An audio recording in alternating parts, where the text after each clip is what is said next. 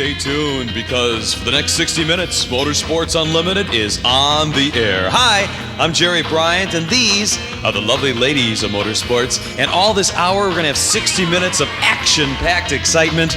All kinds of exciting things will happen. And we got the famous Bill Wildt, and we got all kinds of other good stuff that's happening all this hour. Motorsports Unlimited, 60 minutes of non-stop action. If I may interrupt for a moment. So let's go to the studio right now. Stop the music, please. Thank you. Hi, I'm Janine Lauschat. Hi, everybody. I'm May Chin, and this is the 1203rd edition of Motorsports Unlimited, and it's a special one. Let's listen. And I'm Patty Borowitz, and we think we need to explain today's program. That's right, Patty. Today's show was taped some 8 years ago in June of 1997, and Motorsports Unlimited looked quite different then. You see, Chris Schutz, the woman you see at the end of every show, was Bill's wife, and she always took care of the girls, organizing, costuming, coaching, and all the rest. As I understand it, when Chris passed away, the show had to change. It was just too much for Bill to keep up with by himself. That's right. And part of the change eventually ended up with the Motorsports girls not participating on location.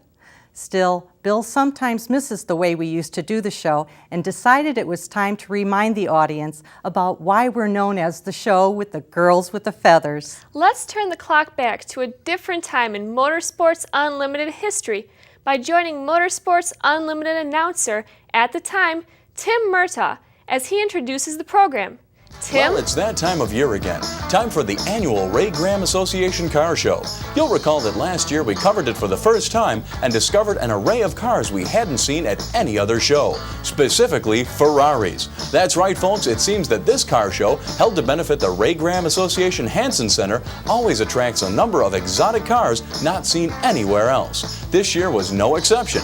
Matter of fact, I'll give you a hint. On today's show, we're going to show you a perfect Cadillac Allard. Now, before I give it all away, let's join Bill and the girls in Burr Ridge, Illinois, and learn more.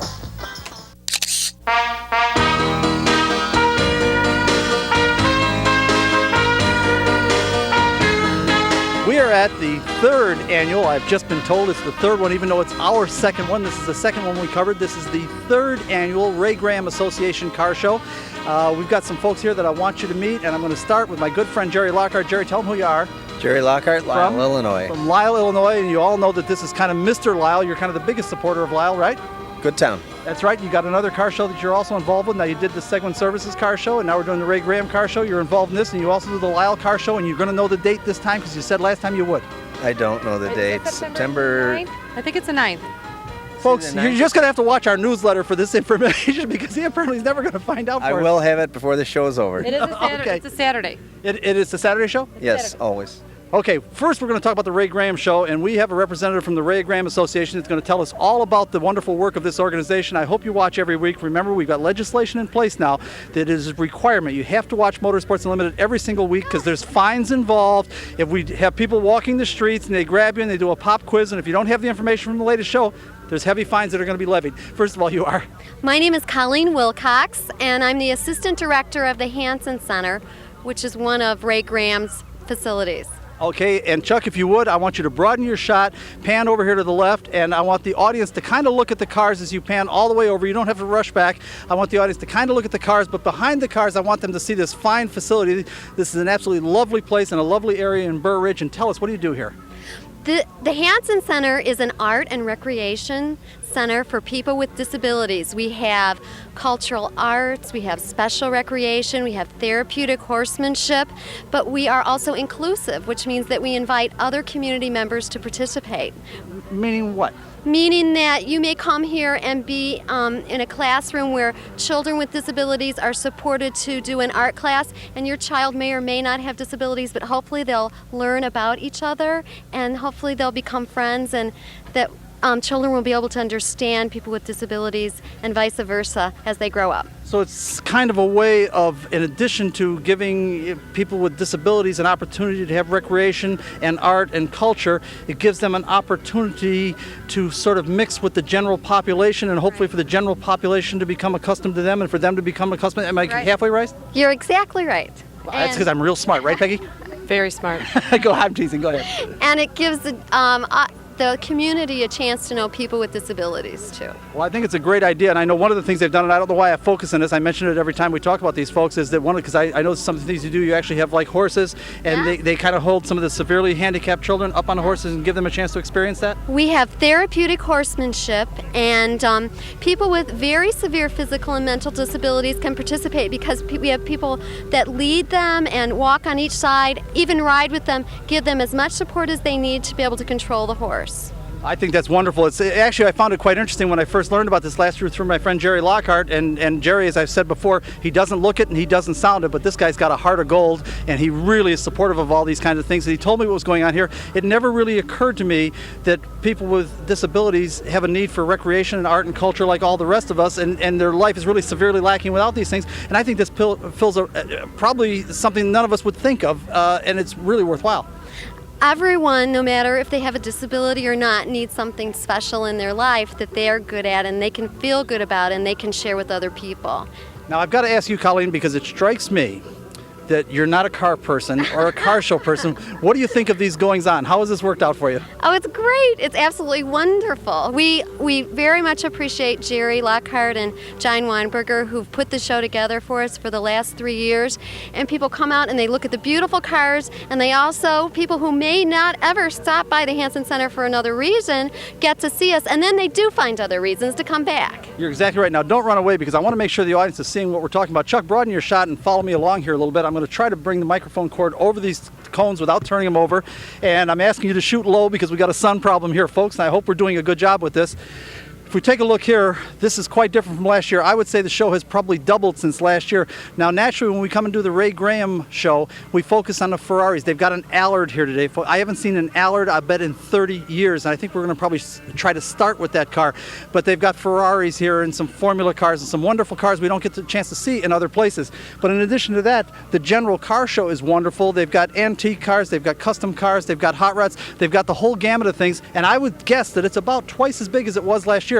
So it's a real pleasure watching this grow. I think the motorsport community is doing a very good thing here in that we're supporting an activity that needs to be supported, needs to be taken care of, and we're playing at least a small role in it while we have a good time and do something we enjoy doing anyhow. Now, I understand you have someone you want to introduce to us. This is Michelle, and Michelle is a staff person at the Hansen Center. She's an art and recreation instructor, and she helps people with disabilities participate in various things, and she probably would like to answer your questions. Absolutely, Michelle, and as a matter of fact, we wanted to have Michelle out here to start this interview, but you were too busy, weren't you? Yeah, I was selling the railroad tickets and working the emissions.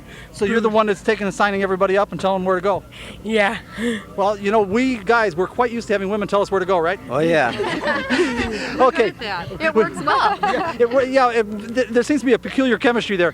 In any event, I think we better get underway. Michelle, is there anything you want to tell us that you want our audience to know about the Hansen Center? Yeah, the Hansen Center is a very fun place to come if you're disabled and non-disabled, and we are here to raise money for a good cause.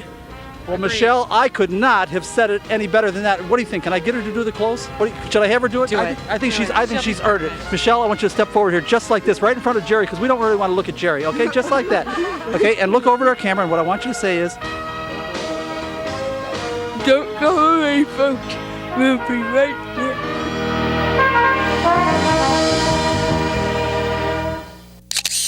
The Hansen Center is truly a remarkable place. And by the way, before we forget, the Lyle Car Show we mentioned is going to be held Saturday, September 6th, 1997. Now, Bill mentioned an Allard. Join me as I find out about this very special car.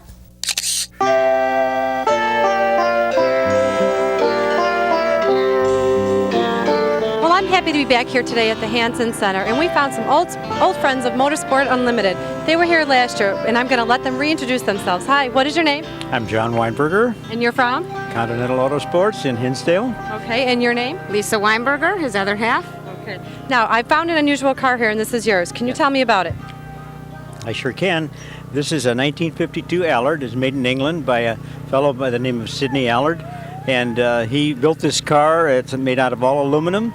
and built it for a gentleman's racer so you could drive it and also race it. And it won many, many races in the 50s. And did you tell me the engine? This is they made them with 3 engines. They originally made them with a Ford engine, a V8, and then later, as this one, they when they wanted to go faster, why then they put Cadillac V8s in them and Chrysler V8s. This is a Cadillac, full race Cadillac engine. And what year is this? 1952. Okay. Now, Lisa, do you get to drive this at all? I haven't driven this one, but I drove the 32 Ford Roadster over. Do you guys trailer it here, or do you drive it here? Drive it, definitely. Oh, how could you not? I wouldn't let something like that sit in the garage or be afraid of it. Well, we're going to bring Bill in to get some more technical stuff here. Did I hear that right? You drove this one in? Oh, we drive all of our cars. They're not trailer queens, no. You took an original Allard, for which there will never be another one on the face of this planet, and took the risk of driving it through intersections where some school bus might center punch you and it'll be gone forever. You took that risk. Bill, you told me to come, so I mean, I don't have a trailer. I am astonished that you actually drove it. Folks, I want to tell you something right now. He won't tell you this. This car is worth at least $100,000. This is big time stuff, and I can tell you, I remember this period very, very well. I went into high school in 1957, so about 1954, 55, and 56, I was getting a great interest in cars and all that, and I was just absolutely in love with the Cadillac Allards, and it seems so silly today when I look back, because if I remember correctly, the overhead valve Cadillac V8 that they used was 303 cubic inches. Am I close? Yes, that's right. 303 cubic inches, and at that time, that seemed like a huge engine compared to the little flathead Fords and all that, right? Yeah, it was a huge engine, and overhead valves, I mean, that was really big time, you know. And 4 deuces, I mean, 4 two-barrel carburetors, this was huge, and to put it in this light little body that wasn't, half the weight of a regular car, my buddies and myself, we just thought that was the most, it seems silly looking back now, doesn't it? How ferocious is what it is. I mean, it was just like a man's, like a monster engine underneath a little light car, yeah. And that's actually precisely what it is. Now, how does the performance stand up by today's standards? You drive it now. Does it still feel as fast as we kind of used to thought it would used to be? Yeah. The thing is, we know how to make the engines faster today than we knew then, and that's what this has, is a modified Cadillac engine with a high compression head and Isky cam and 4 carburetors and balanced, and I mean the technology's much better today than it was then, so we're probably getting 400 horsepower out of this car, and I mean it'll accelerate with anything in this lot. Well, these things are absolutely awesome. Chuck, show the audience the car. I want them, this is a treat, folks. Feast your eyes on this. You may never see another one in your lifetime. I haven't seen one in at least 30 years, maybe 35 years. Didn't think I'd ever see another one. What kind of a rear end did these things have? This is a DD-owned rear end. It's kind of that floating rear end. Right. And, they used to use it in Formula One cars back in the late 50s. The original, that's where the original racing rear end, and that's the X in the J2X. This is a J2X, and this is the latest version of this car. Well, I'm going to tell you something. This is absolutely a treat. Again, Chuck, I don't want you to keep coming back to us because I want the audience to see this car. They are not going to have another chance for something like this. And while you're looking at the car, I want to make sure that we remind the audience of the story of John and his lady here. How did you guys meet in about 3 sentences? He ran out of change at the tow booth, and I was running, my car was right next to his, and I offered him 40 cents and gave him my car phone number. And what happened after that? Where were you married? We were married in the Illinois toll booth. They went, it was made the papers and everything. They were married in a toll booth. It's a wonderful story. And Peggy, I think you had a question. What kind of storage do you have in the car? Do you have a lot of storage? Is it very just in the seats? You're asking about trunk space, things like that?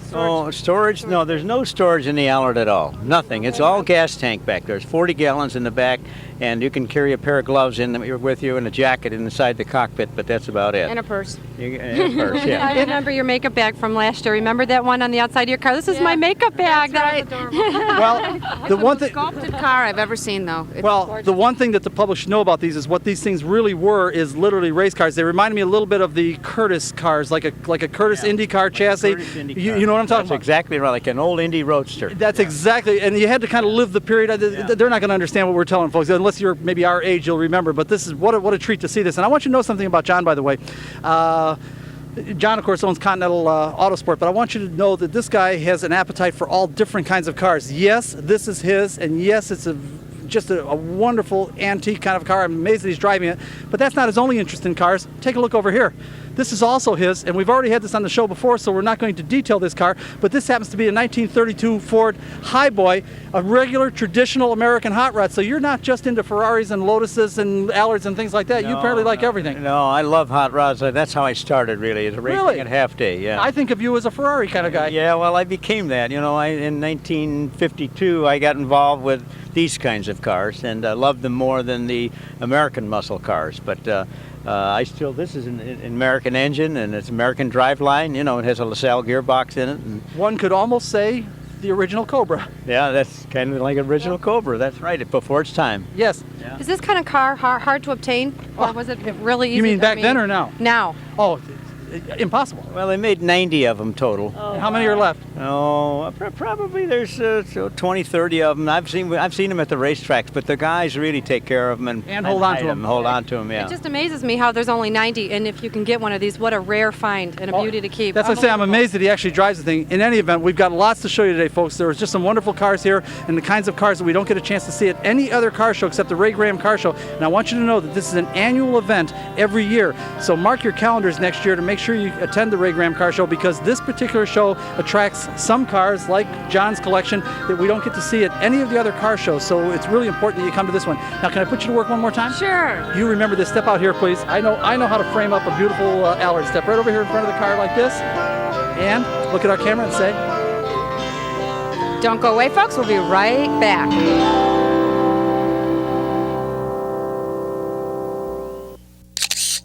Bill's right about there being a lot to look at, and on this next opening shot, he wants you to see the similarity of the lines of a Ferrari and the female form.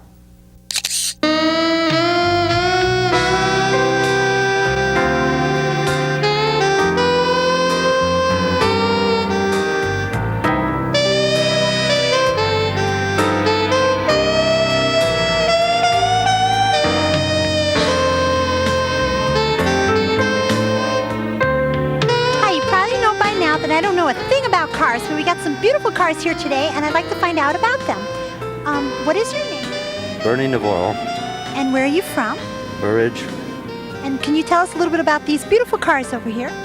Well, that's a 1985 Ferrari 288 GTO. That's an 8-cylinder twin turbocharged car, about 450 horsepower. There are 50 of them in the United States. The car is a very gutsy machine. Yeah, I noticed that cute little horse on there. What does that represent? Well, that's the Ferrari emblem. That's the prancing horse. It represents the Maranello factory. The horse actually was taken from a World War I fighter squadron, and that's been the trademark for 50 years. Whoa, that's really interesting. And could you tell us a little bit about the other car? This is a 1964, what they call the 275 GTB. GTB is a Grand Touring car. It's about 350 horsepower. It's a 3-car, 4-cam, 12-cylinder motor. They made over 6 years, about 450 of these cars with 4-cam motors and this type of motor. This is a very early one. It's probably about the 30th or 40th car built of that type. Well, it's in great shape. Let's bring Bill in and we'll see what else we can learn about these cars. Well, there's so much to learn about these cars, and again, this is one of the things I urge you to make sure that you attend. If you don't attend any other car shows each year, make sure you attend the Ray Graham Association Car Show, because as I've pointed out, we get to see cars that we don't get to see at any other shows, and really it's a technical delight in many ways, and I'm going to show you what I mean. Don't run away. And by the way, this is my kind of car guy. You talk about a variety of cars. You seem to like all kinds of cars. All of them. All of them. I do too, and boys, he got some nice stuff. Don't run away, because I want Peggy to expound on this a little bit. You know, we've been working with Peggy for quite a while now on this overhead valve, flathead, overhead cam stuff. Peggy, come with me. Come on. Yeah, I know. She come with me, and I want you to take a look here. Now, what have we got here as far as an engine and an engine valve configuration? That's an overhead, right? Overhead what? Overhead cam. That's correct. How many? 2. Well, there's 2 cams. Or what are you asking? The valves 2? No. Is this a single overhead cam or a double overhead cam? Single overhead cam. What? V8. 12. Oh, V12? 2. V12. Wait. How do you get the 12 here? 2. Okay. Is there 4 in each? You're looking at the carburetors. I want you to count the spark plug wires over here. Count the wires. There's 6. There's 6 here and there's 6 on the other side. V12. Oh, okay. Single overhead cam V12. This is a Ferrari. This is what made Ferrari, is this particular engine. But step right on over here. We're not done yet. I want you to take a look at this. This is a much more modern Ferrari over here, and I want you to look underneath the back because the engine's in the rear on this one. Okay. And see if you can give me an idea of what kind of valve configuration you've got here. That's backwards. Yeah, well, sort of. Is that a double? Okay, take a look and see what you think. No, that's it might be. Well, I can't. Oh, is that a double? It's double. There's one on the bottom. Double and one on overhead top. cam. Okay. Double overhead cam. There is two. I'm trying to see. It's so hard to see. I can't guess. Let's see. Two. You go ahead and take a look, and I'll walk around to the other side. Go ahead and take a look. This, I give you a hint. This is a famous Ferrari GTO. Oh, geez. Bernie? Yes. Tell her how many cylinders in there. 8. I know it's a little hard. It's hard. It's a V8, but it's a double overhead cam. Now go right ahead because I wanted you to. I'm learning. You are learning. Go right ahead. It's real hard though. It's real hard. Now watch we don't snag on a microphone cable. Right there, Peggy, would be good. Right here. Okay. It just if you look at them a lot and more often, I think you get to learn it. You know, you can't just see it. Especially coming into this a non-motorsport person to begin with, I have learned a lot from the show. You really have. And we're just trying to help her along on this thing. Now, Ferraris are apparently not your only love because I look down there, I see we've also got a Jaguar. It's a 150S. Chuck, if you would, show the audience the green Jaguar. As a matter of fact, Peggy, if you would step down there so the audience, and kind of do like the prize stroking, show the audience the car. There we go, great, and explain it. Well, an S model is it's a 6-cylinder twin overhead cam. The S model had 3 SU carburetors and a modified head, more compression, and an overdrive, as opposed to the standard 150 model. What kind of RPM did it operate at? It runs, it's redlined at about 6,000 RPM. It's got a long stroke, so you keep it around 5,500. I've explained to the audience on the show before, the Jaguar was always it's kind of a peculiar from an engineering standpoint. They went through all the trouble of having a double overhead cam engine, so that would allow you 10,000 RPM and made it such a long stroke you couldn't turn more than 6,000 RPM. It made no sense. Right, it's out of square. Yeah, isn't that puzzling why they did that? Yeah, well, it's got a lot of torque, but you cannot rev it. You'll blow it. It's a peculiarity of the British in the way they do things. Right. Yeah. It's overkill on torque. Exactly, but make no mistake about that engine was responsible for winning a ton of races back in the late 50s. One Le Mans with the C-type and the D-types, and the 120s were campaigned and still are in vintage racing, are still campaigned pretty well with that motor. Now I want to show you got one other car here. The yellow one is also yours, right? Yeah. Okay, we had it on the show last year, so we're not going to go totally. Wait a minute. See what she's doing? When a girl in Motorsports Unlimited has a question, we stop everything, and I'll be right back. Yes, Peggy. Well, just wait a minute. You're not on mic. I'm trying to figure this one out over here. Come over here. Show me right there. I've been peeking. Okay. Okay. 2, 4, 6, 8. Now is this double head too? This is a double overhead cam. Overhead cam, and then there's 1, 2, 3, 4, 5, 6. That's correct. So that's not a V8. What would you call that? That's then? an inline 6. An inline. See, I knew it wasn't a V8. I'm getting there. Okay. You're getting there. Yeah, absolutely. I'm glad you're paying attention. Again, folks, this takes time, and if those of us in the motorsport community don't have the patience to help the people understand these cars and why they're special, then we shouldn't be surprised if the general public doesn't understand us or our vehicles. We've got one more, and Diana, I'm sorry? I have a question for Bernie. Do you drive that GTO around Burr Ridge a lot? No, my wife does. She's the one with the lead foot. In fact, I think the police came looking here for her this morning. Matter of fact, we had his wife on the show. She's quite knowledgeable about these cars. She explained the cars, or at least some of the cars that he had here last year. Now, I've got a job for you, Diana. I want you know how to do the prize stroking thing, this kind of a thing? Yes. Okay, the yellow Ferrari is his. If you would, walk around down there and prize stroke the yellow one, and he'll explain to us what it is. Go right ahead. Bernie, what have we got down there in the yellow one? That's a 1971 Ferrari. The common name is Daytona. It's a 365 GTB, which is a 4-cam motor, 12-cylinder, 6-carb. It puts out about 375 horsepower. It's a heavier car than the 275, but it's a very stable car. Well, in my opinion, and I know you're going to kill me for this because I know you've got a V8. To me, I kind of agree with Enzo. If it doesn't have a V12, it's not really a Ferrari, although I'll accept the boxers. Well, I agree with you on that, too. The 12s are the 12s. That's the real Ferraris. Correct. Even though the other ones are pretty cool. Correct. Okay, I want to thank you for spending a little time with us. I want to catch up with our girls down there. Great car collection, and what a wonderful place to display them, agreed? Right. Okay. Always. Don't run away. Don't run away, my friend. Thank you. Okay. Let me come down here because we've got Diana all the way down. Peggy, any more questions as I go by? No, I'm done. You're done, okay. And Diana, you got to come up here because I'm out of microphone cable. If you would, come on over here. What do you think? A great V12 Ferrari Daytona? Beautiful. Another, talking $250,000. Yeah, I know. Her eyes bug out. If you would tell the folks. Don't go away. We'll be right back. An incredible car show, and we're just getting started. Now, before we go any further, let's take a moment to meet the girls on today's show. Hi, I'm Michelle DeMaria. I'm Susan Russell. I'm Peggy O'Donnell. I'm Diana Sleece. And I'm Gloria Walters. Thank you, girls. Now, let's join Diana as she finds out about some cars that look quite different from what we've shown you so far. I'm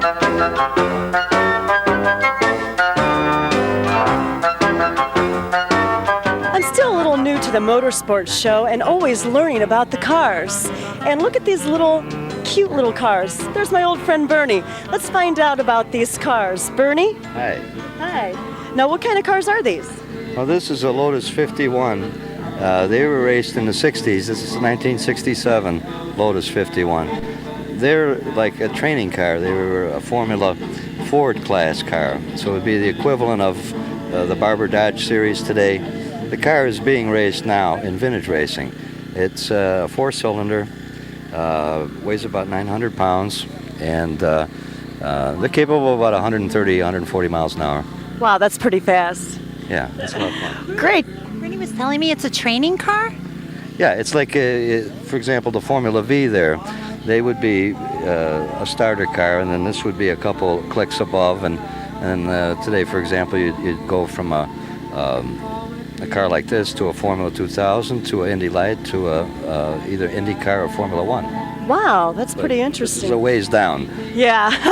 Well, thanks, Bernie. I'm going to go meet the other guys here and find out about this other one. Hi. What's your name? My name is Rich News. And where are you from? Willowbrook, Illinois. Can you tell me a little bit about your car? It's a 1993 Formula V. It's basically a VW that's got it's all stock suspension and motors with the fancy aerodynamics. Wow, it looks pretty fancy. How fast does it go? Top speed's about 140 miles an hour. Oh my God, that is so fast. It's a lot of fun. It's a lot of fun. When your butt's 4 inches off the ground, we're going. Thanks a lot. Thank you. Okay, now we're back to our old friends Jerry and John. Now, can you tell me about your car, Jerry? Well, this is a 73 Lola Formula Ford. I actually just bought this from John, so John can pretty well tell you more about it. Great, John. Okay, it's your one. Well, this is a very famous Formula Ford. You know, Formula Fords were used as practice racers for Grand Prix drivers. This was like the minor leagues of the big leagues when you drove one of these, a training racer. And this car belonged to Brooks Stevens, the famous Brooks Stevens that designed the washing machine with the porthole in it, and green refrigerators, and the certain many American Motors cars and the Marlins and that was Brooks's car. And so we had it for a few years. We raced it a few times, and then Jerry fell in love with it, and he says, "I gotta have it." And he bought it. How fast does this one go? This car goes about 140 miles an hour down the straightaway. Wow. And it'll go probably 130 in the corners. Wow. Bill, do you have any technical questions for Jerry and John? No, I really don't. Nicely done, Diana. The one thing I want to mention is that these are fine examples of something that has never ever worked. Over the years, there's probably been 30 or 40 formulas developed to have low-cost road racing. And they always work great as race cars. These are wonderful race cars, but they're not low cost. No, well, actually, this is probably the lowest upkeep cost.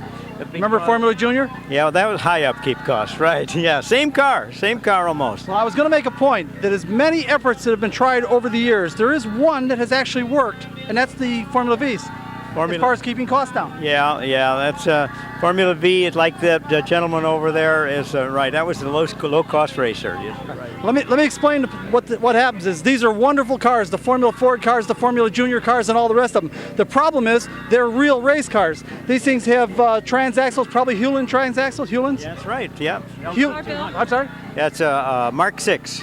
Right. So these are Hewlett gearboxes, very, very expensive. Yes. Is that a brand name? Yes, Hewlett. Yes, Hewlett. It's a gearbox. It's a gearbox. Hewlett gearbox. All very expensive. You have to remember, just because these cars are smaller does not necessarily mean they are less expensive to make. When you look at this, for example, the suspension uprights. If you were building a Formula One car, you needed a suspension uprights.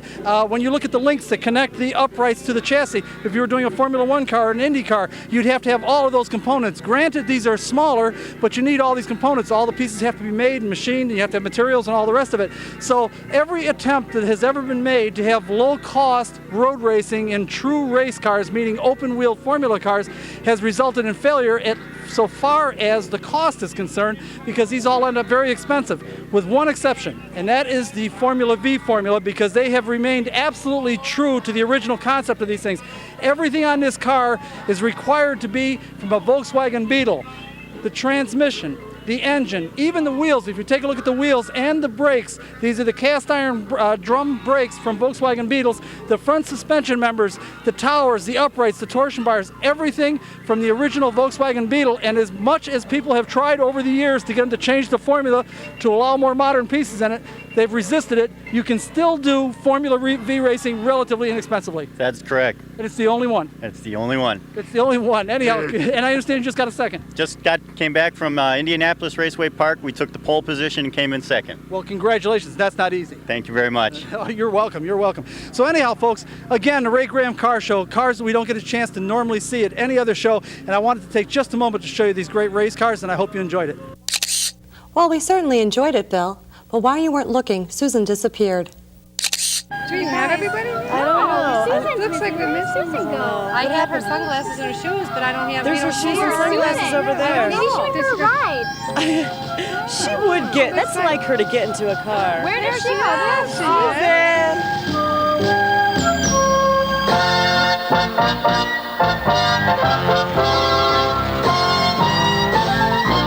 Oh, it looks like we have Susan finally showed up, and we have the owner of this car here that we'd like to get the name. And what's your name, sir? My name is Mike Wolgronick.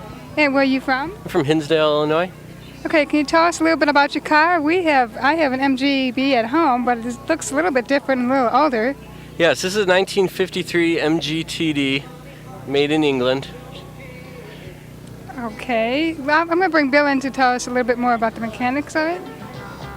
Did I hear you right? You've got an MG yourself? That's correct. Well, I'm going to tell you something. The MG is one of the oldest sports car marquees, probably really more than anything else brought sports cars to America. Some people say the XK120 Jaguar, but I really think like the MG TDs, TCs. No. Yeah, the TC was really the first first sports car that America fell in love with. And this one is which? This is a TD. TD, so that was later than the model after? Yes, this is the model after. Right, so the TC was what, about 48, 47? Yeah, 47, 48.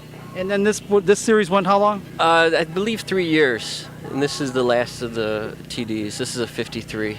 This is another one of those things, folks. I always said that if I had a car collection, I've got a special place in my heart for British cars, and I tease the British all the time about the unreliability. I tease them about the oil leaking all the time. You have to be a mechanic to enjoy these things. Am I telling a lie so far? No, you're telling the truth. If you can put up with the little idiosyncrasies, they're great cars. And that's what I want the public to understand. How do we explain that to them? Because with all of that, they are great cars. Nobody does, I don't know how to say this. The Germans do the best engineering, no question about the Porsches, the Mercedes, the Audis. They really do the best engineering. The Italians draw the best. There's no doubt about it. The Ferraris, the Countach, they really draw the best. The British don't engineer them that well, except for the chassis. They do wonderful chassis. The mechanical components, but nobody does, and I'm going to use the word ambiance. Nobody does automotive ambiance. Like, how can we explain that to the public? That and nobody the British cars are so fun. There's really no other word for it. They're fun, enjoyable. You see, the task that I have taken on is to try to explain the motorsport community to the general public. It is very difficult to explain to the general public why we would be so enthused about cars and motorcycles that aren't reliable, the lights don't work all the time, they leak oil, and yet we are absolutely enchanted with these things, and I'm taking on the job of trying to explain that to the public. It's not easy. Oh, it's not easy at all, but it's the truth. Like I said, if you can put up with the little things, they'll more than pay off in the long run. The reward is an ambiance you can't get anyplace else. Yes, Susan? Yeah, when we were coming over here, he was telling me that this car's been restored, and it was a real basket case when his dad got it, so there seems to be a really cool story behind this car. Why don't you tell us a little about that? Well, my father actually bought this car before I was born. He actually traded a motorcycle for it. Got it as a basket case. And it stayed as a basket case until I was about 15, at which point he said, boy, we better get going on this car. Hurry up or throw it away, one. Exactly. So me and him... You did the restoration? Yeah, we did most of the work. We had a guy paint it and a guy help us put it together. Well, I can tell you, folks, when we went to put this little piece together with having a girl drive into the scene, the thing actually started up first shot on its own, so you guys must have done a good job on this thing. Yeah, we'd like to think so. Well, listen, again, we've got a lot more to show you here, folks, and what we've been trying to focus on here, at least the beginning of the program, is a little bit on the cars that we don't often get to see at most of the car shows we cover, and this is another fine example. Of course, while we fawn over cars we haven't seen before, we don't want to forget our old friends.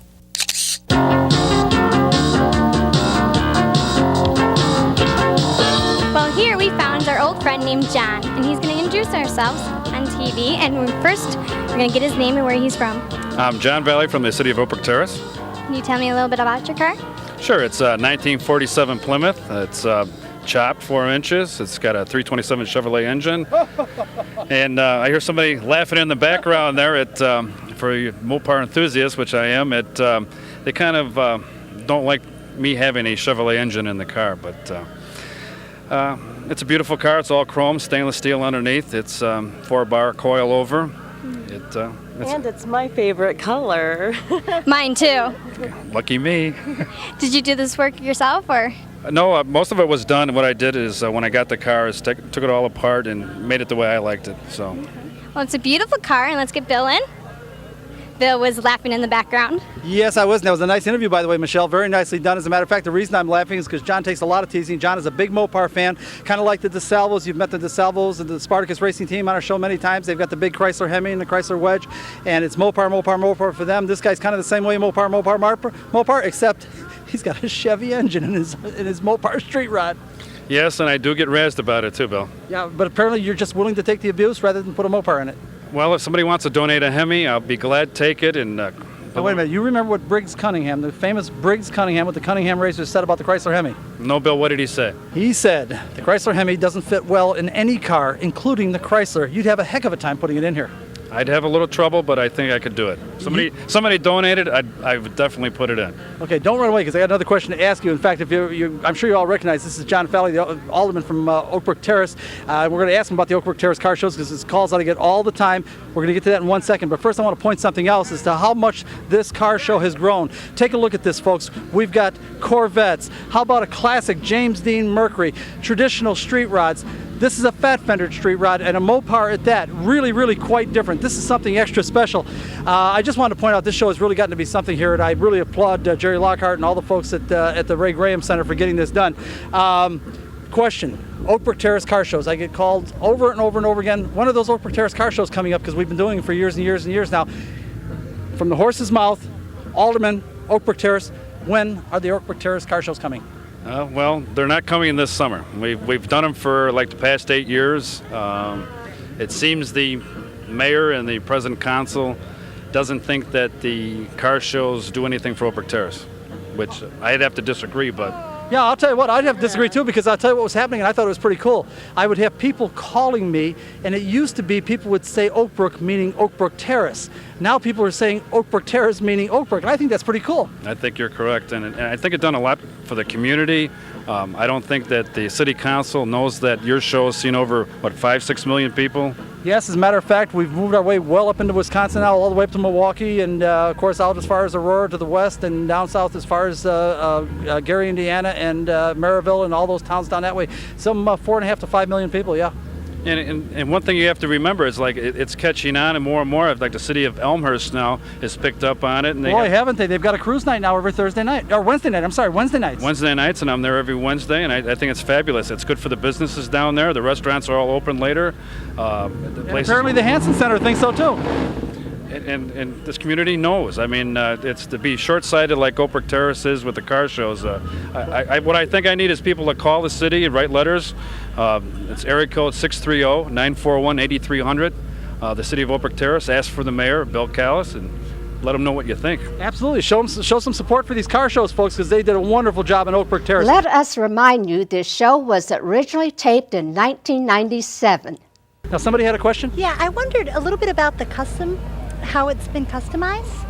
Oh, this thing is from one end to the other. Yeah, it starts with a 54 Buick headlights. They're cantered, 47 Oldsmobile grill, 59 Cadillac tail lights, 78 Monte Carlo steering column. And the reason I didn't get into this real in depth is we've had John's car. You don't know this because you're new with us. We've had John's car on the show before, and we've detailed it from one end to the other. Okay. But yeah, you're right. It's pretty special. Agreed? Yes, it's so. Okay, we've got to move on. We've got a lot more to show you. And again, I want to encourage the folks. We're going to give you that phone number one more time. Give the folks at Oakbrook Terrace a car, because those Oakbrook Terrace car shows are wonderful. Give us that number once more. It's area code 630-941-8300, and ask for the mayor. Okay, there you have it, folks. From a remarkable man, let's turn our attention to a remarkable youngster who participates in the model car contest portion of many car shows.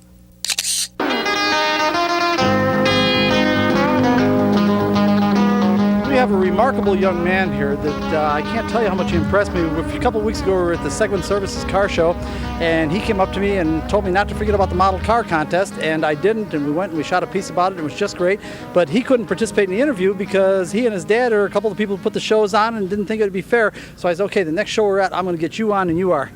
Sean Heron. And where are you from? Linwood, Illinois. And how old are you? I'm 8 years old. Tell us about the model you built. Well, this is a 64 Dodge. It is Italian red, and it has a 426 Hemi, and this is the This is the junior national champion in model building right now. I've won it 2 years in a row with my first car, my 1970 Super B, and this year with my 64 Dodge. Well, I'm sorry, go ahead. And this has 58 best in shows. This is what I like. And you built it yourself? Yes, it took me 9 months to build this. Now, I hope the folks have been noticing just how articulate this young man is. This is an 8-year-old. Peggy, you're sort of our youngster expert here because you've got 3 of your old. Do you know what an 8-year-old is? Can you believe an 8-year-old? I can't believe he's just incredible. He's just wonderfully smart. You are, and I'm sure you're aware that you're a very bright young man. Yes, I am. I'm aware. Okay, you're aware of that, but you're not going to let it go to your head, right? No, I'm not. Okay, because you got to remember how this works in life, and I'll tell you something you're going to find out. You happen to have an exceptional intellectual capability, but you're going to find other youngsters that have exceptional athletic abilities, and some of them have exceptional musical abilities, and you know how it's supposed to work out? You're all supposed to help each other. Yep. Yes, that is true. I do believe that is true, because I don't think I really try to take the spotlight at all. I know that there are other people that are good at other things also. I mean, sure, it's one thing to be intelligent, but you could also be good in athletics or music, like you said. Sure. And what grade are you in? I'm in 2nd, going on 3rd. You're in 2nd grade, going on 3rd. Yeah. Well, I'm going to tell you something, folks. I really want you to meet this young man. This is an exceptional person, and I think we've got him for the motorsport community. I'm glad because he's into models now. Do you have any desire when you get older to do the real thing? Yes, I do. I have well, right now my father has a 63 Dodge. He has it in the garage right now that we need to pick it up. So we'll be able to pick it up in like a couple weeks or so. Okay, well, I think we've got this guy for the motorsport community, and I'm glad. Next, Bill spotted something he couldn't resist.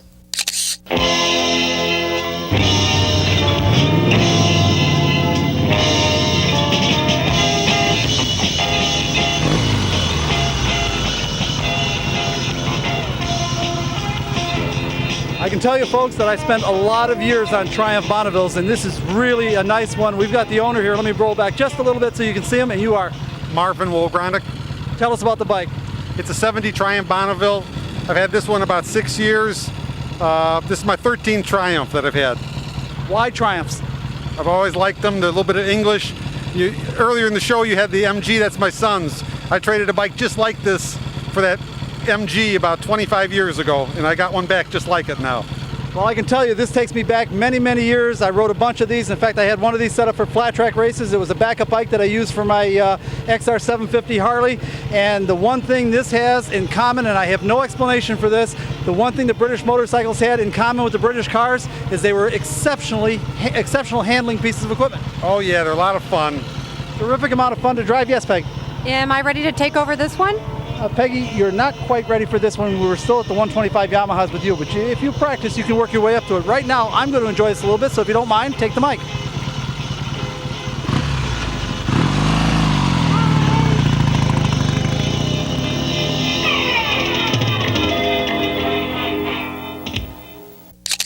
The Triumph Bonneville was great fun, but we were soon back because we had more cars to look at, including a wonderful Boxer 12 Testarossa Ferrari.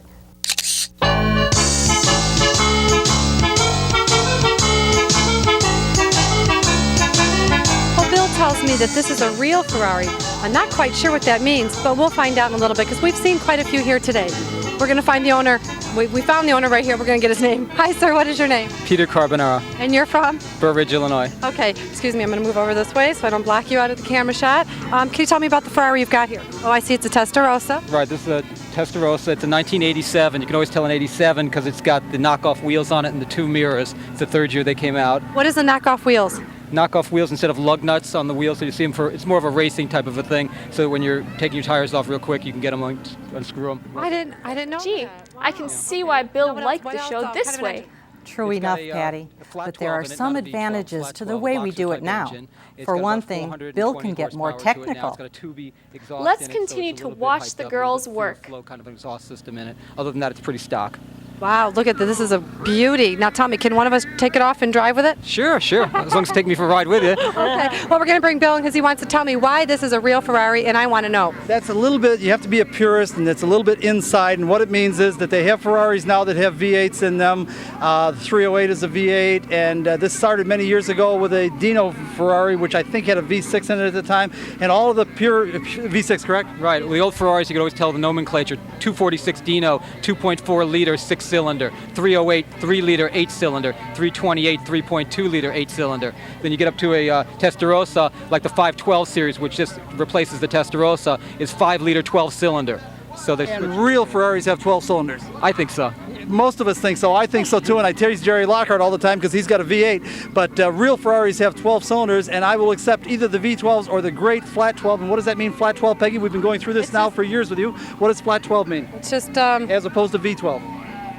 It's just on the sides instead, or flat in the center instead of the V, right? Right. In other words, the cylinder configuration is actually the cylinders are opposed to each other. One comes out this way, one goes this way, one goes this way, rather than V up right. like that. They're more They're straight. flat. It's right, a flat, okay. flat engine. That's why they call it a Boxer, because they would go like this. They look like they were fighting.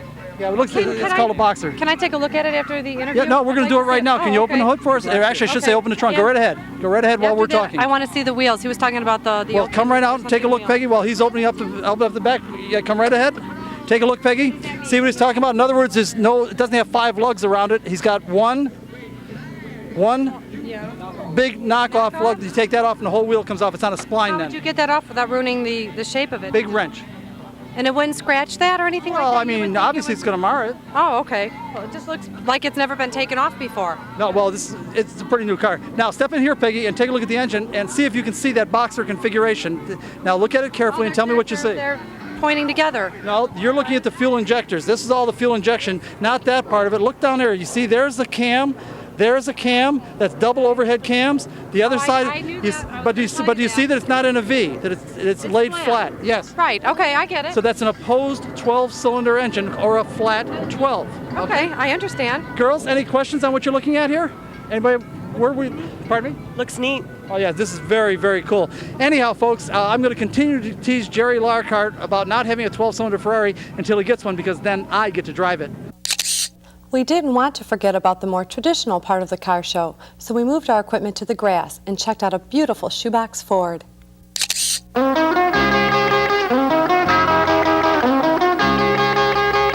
tells me that this is an example of a car that changed styling in America. I don't know too much about it, but Bill's going to explain it all to me. Hi, what is your name? My name is Rich Grove. And where are you from? I'm from Riverside. Okay, can you tell me a little bit about your car? It's a 1950 Ford. It's the original old flathead. I've had the car for about 5 years, and you just keep making modifications to it and enjoying it. And what type of modifications would you like to tell us about? Well, it's all mainly just stock. I want it to stay in a stock class, so you just put some more chrome on it to dress it up, make it look pretty. Oh, it does look real pretty. And how many miles do you have in the car? I have no idea. speedometer doesn't tell the truth. It says about 89,000 miles in there, but I don't know what's on there. Well, that's great. Well, let's bring Bill in and maybe we'll find out some information. Okay, apparently you didn't know what I always feed the girls a line when they start these things, and apparently she didn't understand when I said that this is an example of the car that changed the styling of automobiles in America that continues on to this day. And I'm going to explain what I was talking about. Don't run away. If you will notice, when you look at this car, it is completely slab-sided. In fact, we called these the great shoebox Fords. 49, 50, and 51. This happens to be a 1950.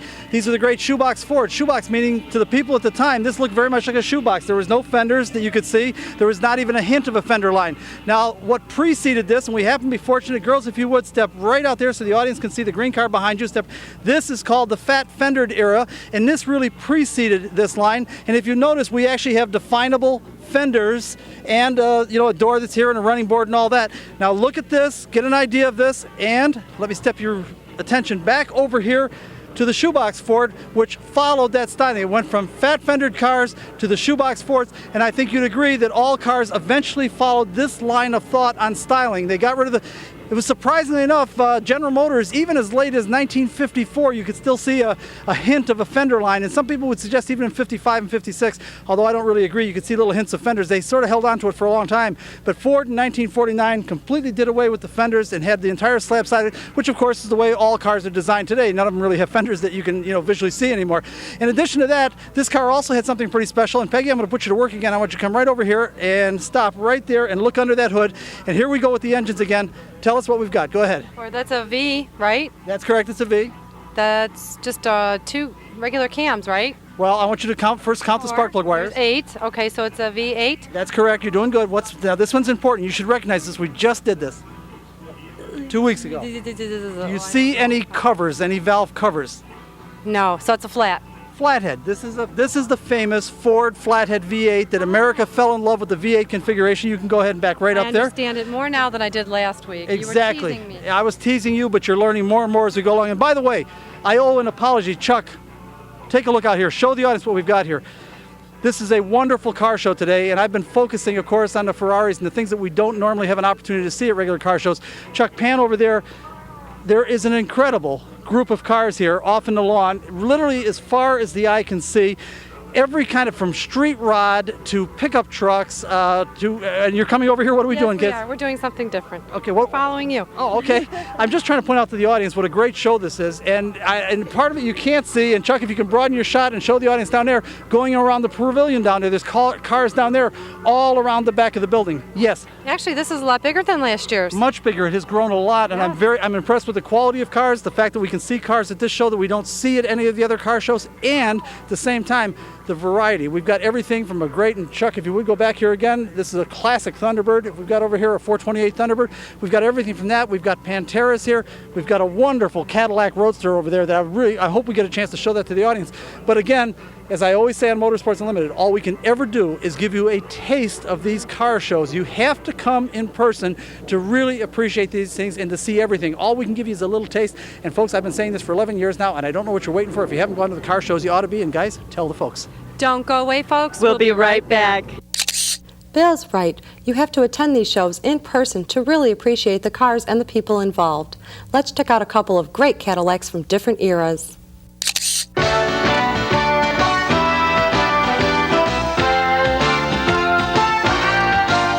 I love caddies, and I have 2 beautiful catalytic convertibles to show you. One's a 71 Eldorado, and the other one's a 1946. Let's meet the owners. Hi, what's your name? Hi, my name is Inga Henry. And where are you from, Inga? Maryville, Indiana. Maryville. Oh, wow, it's by my town. And where are you from? Maryville. Maryville. Yeah. And your name? Paul Henry. Paul Henry? Yeah, great. Great. Let's go meet the other owners. Here's the Eldorado. Hi, how are you today? And what's your name? David Fisher. David, and where are you from? Westmont. Westmont, great. Can you tell us a little bit about your car? Well, it's been in the family since new. It has 6,000 original miles, and it was my mother's car, and when she passed away, I bought it off the estate, so it's my car now, so I'm enjoying it. Lucky you. Bill, want to come in? Diana, say Cadillac again. Cadillac. I don't know. Somehow you repeated a double L there, but it was just fine. And by the way, folks, she's not kidding when she said they're from Maryville, Indiana. That's your neck of the woods, and you're a real estate agent down there. Yes, I have a real estate business called New Horizons, and it's in Northwest Indiana.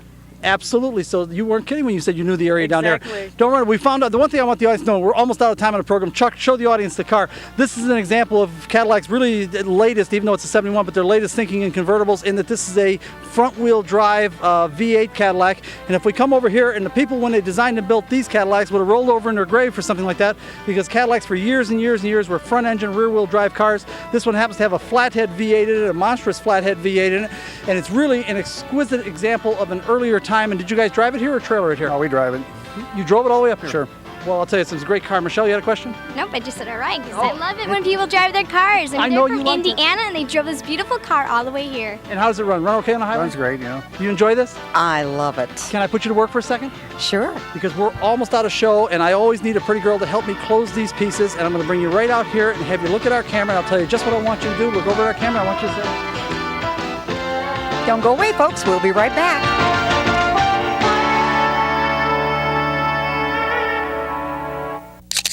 We always run out of time too soon. The 46 Cadillac convertible was exquisite, and we would have liked to have told you more about it. Unfortunately, we only have a few seconds left and wanted to give you just a taste of the rest of the show. Let us remind you, this show was originally taped in 1997.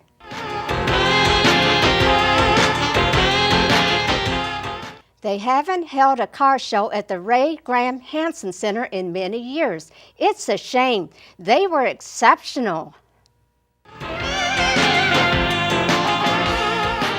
The Ray Graham Association Car Show benefiting the Hansen Center and their fine work. We wish we had more time, but as always, we're out with only enough left to acknowledge the fine work of our award-winning production team, including Chuck Itzenthaler, John Papke, and Tom McGrady. Special thanks to JBTV's Jerry Bryant. Music is created for us by Fireside Recording Studio in Westchester, Illinois, and by independent artists Roger Pauley and Jerry Herbert. Of course, we have to take a moment to thank the stars of this edition of Motorsports Unlimited: Diana Sleece, Susan Russell, Gloria Walters, Michelle Donna Maria, Peggy O'Donnell, and our host, Bill Wildt. Me, I'm Tim Murtaugh, reminding you to mark your calendar for next year. The Ray Graham Car Show is pretty special.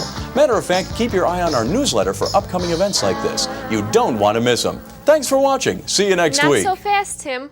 We need to acknowledge those who helped create this look back at Motorsports Unlimited, including Sue Cassanda, our webmaster, Frank Barbalace, and Rena Borowitz. And now it's thanks for watching. And see you next week. This program made possible in part by support from Copy That, located in Carroll Stream, Illinois. This program made possible in part by support from Jimmy's Red Hots, located on Grain Avenue and Pulaski Road in Chicago. Motorsports Unlimited is produced by Bill Wildt, president of the Motorsport Advancement Crusade. This program made possible in part by support from J.C. Whitney & Company, located just off I-80 at the Utica exit in LaSalle, Illinois. This program made possible in part by support from Bridgestone Firestone and your local Bridgestone Firestone tire retailers. This program made possible in part by support from ABC Auto Parts, located on Ashland Avenue and 138th Street in Blue Island, Illinois. Motorsports Unlimited was created to raise public consciousness, understanding, and appreciation of the motorsport community and their activities. You can contact us by email at msutv.com, or you can write to Motorsport, P.O. Box 66242, Chicago, Illinois, 60666. We enjoy hearing from our audience. Please let us know what you think. We would love to tell you what we're planning for next week on Motorsports Unlimited, but this is the Christmas and New Year holiday season, and as always, we're dancing around trying to get our productions done while encountering holiday hours and closings. Of course, as always, we'll have something cool, so tune in next week to Motorsports Unlimited and see what we come up with. So that's it, another edition of Motorsports Unlimited and the lovely ladies of motorsports. And be be with us next week because we'll have something real exciting. Bill Wildt's going to have the lovely ladies, and just about anything can happen right here on Motorsports Unlimited. Every week at this time, we bring you the best in motorsports. So, be seeing ya. Bye-bye, and keep on rocking.